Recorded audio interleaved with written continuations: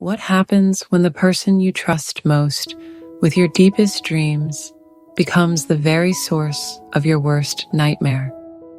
Jessica Mitchell thought she was giving her teenage daughter the perfect gift, a DNA ancestry kit for her 16th birthday.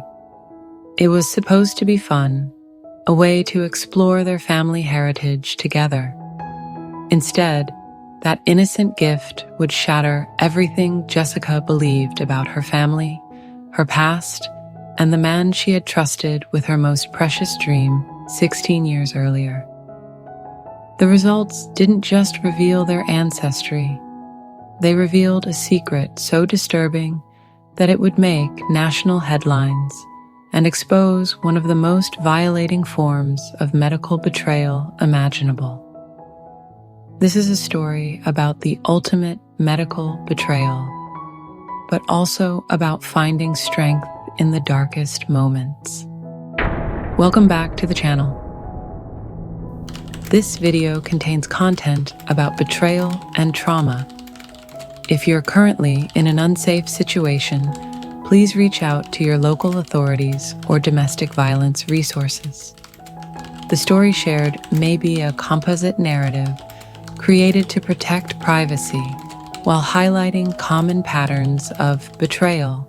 Always consult mental health professionals for personalized advice. Today's story is about Jessica, how she discovered that her fertility doctor had been using his own sperm without her knowledge or consent. Let's go back to 2005.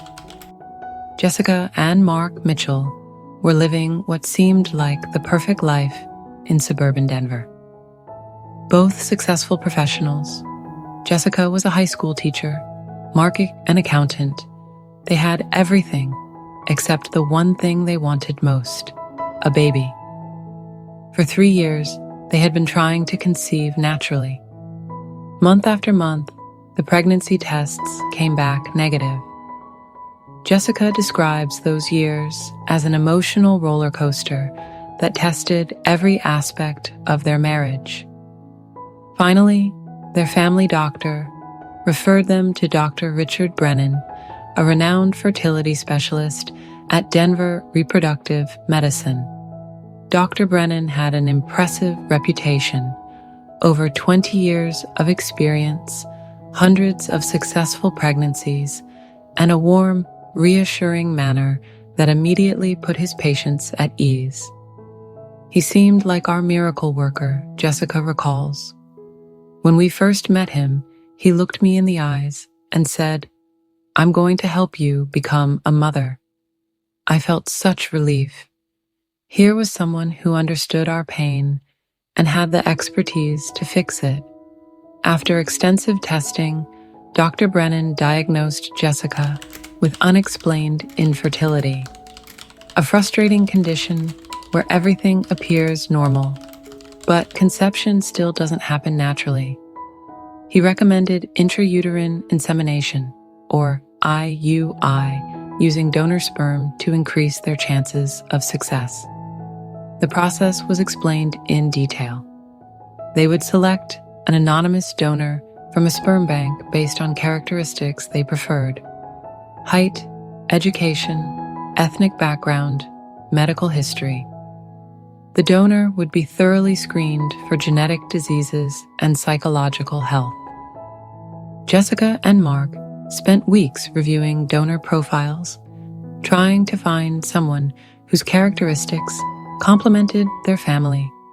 They finally selected donor number 47, a tall, athletic college graduate with no family history of genetic diseases and a background in engineering, similar to Mark's analytical mind.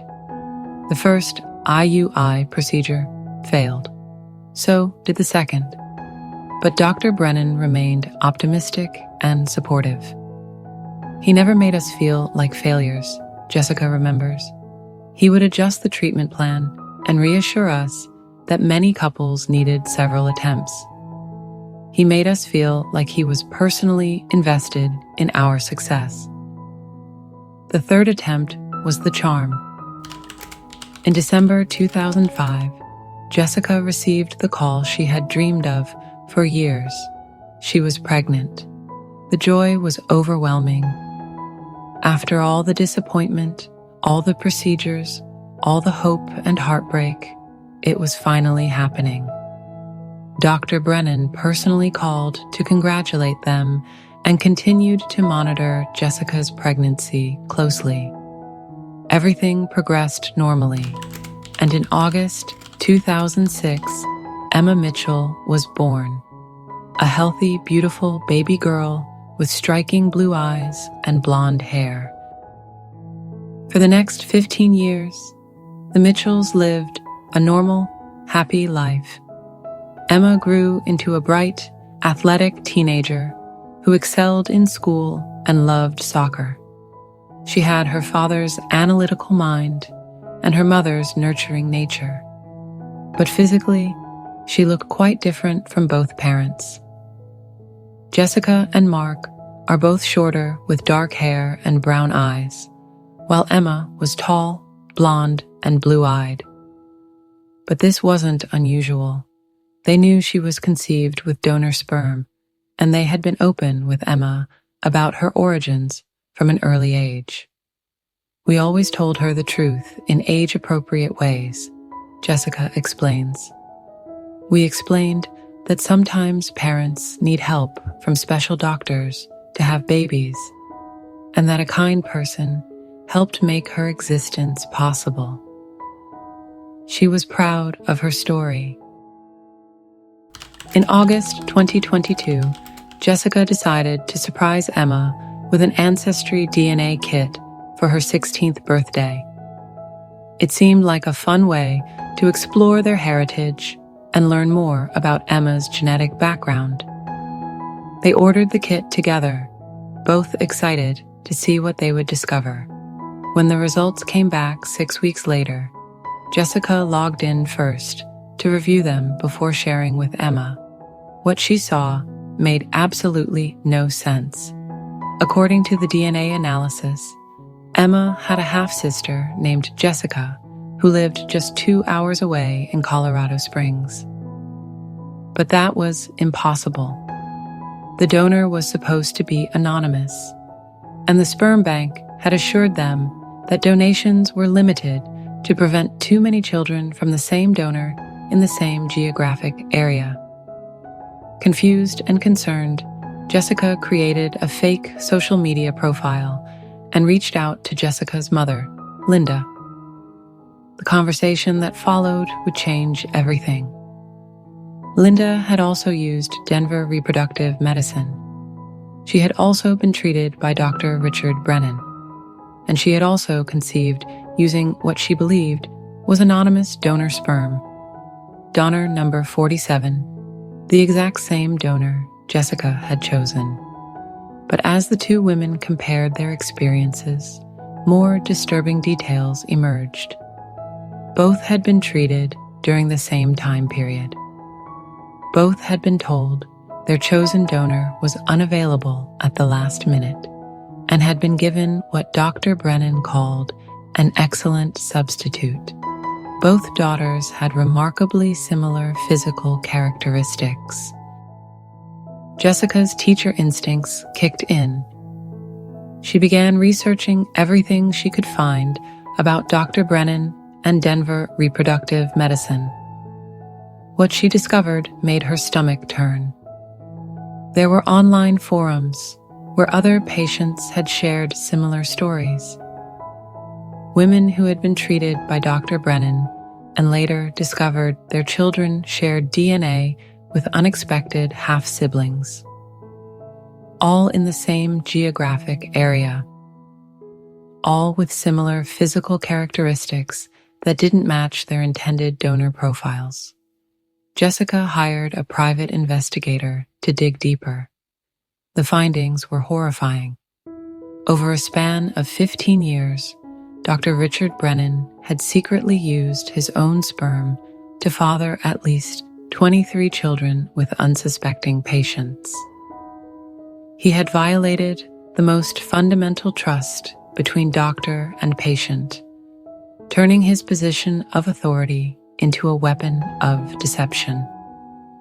The investigator discovered that Dr. Brennan had been substituting his own sperm when donor samples were unavailable, or when he deemed his own genetic material superior for certain patients.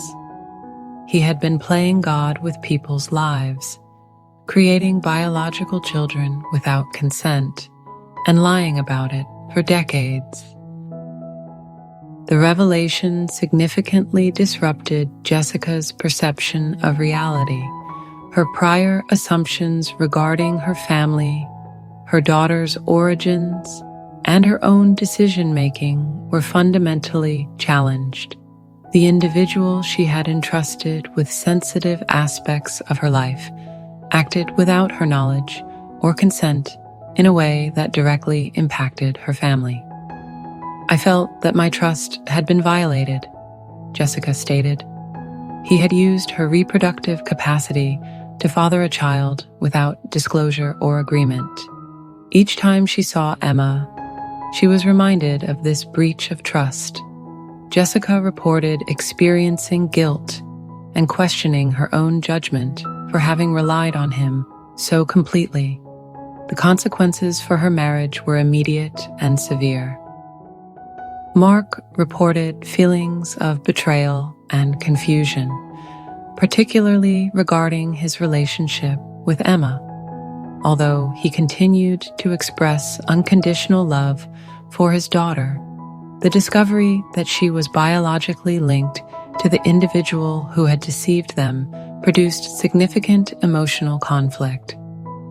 Emma, upon learning the truth about her biological father, experienced considerable distress.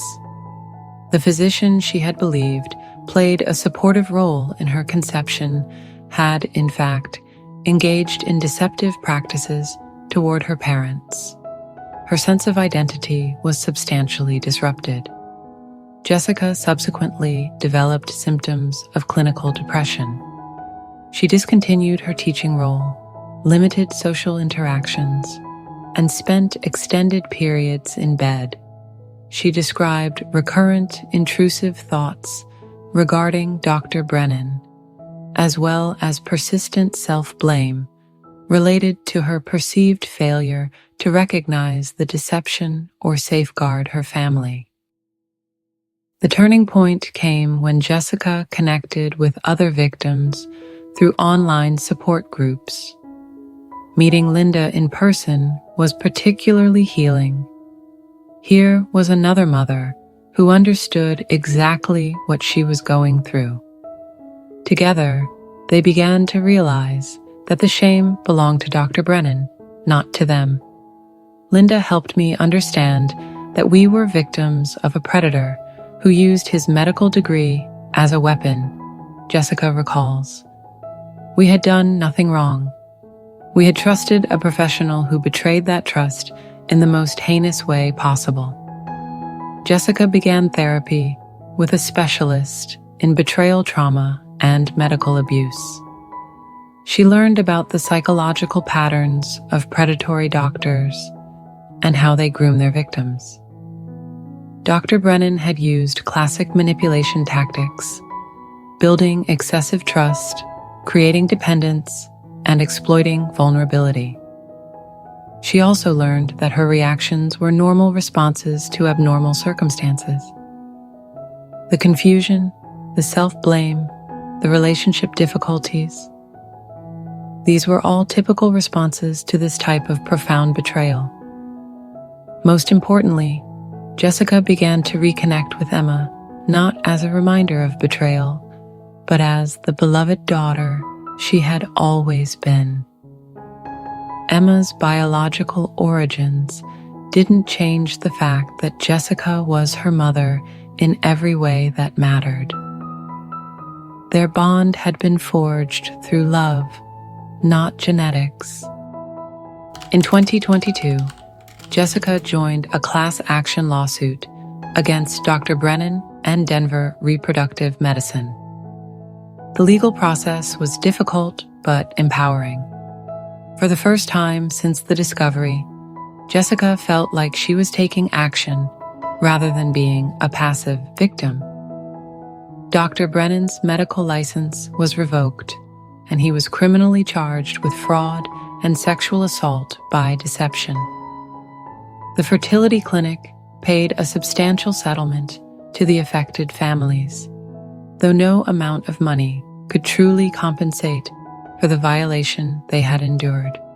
But the real healing came through advocacy.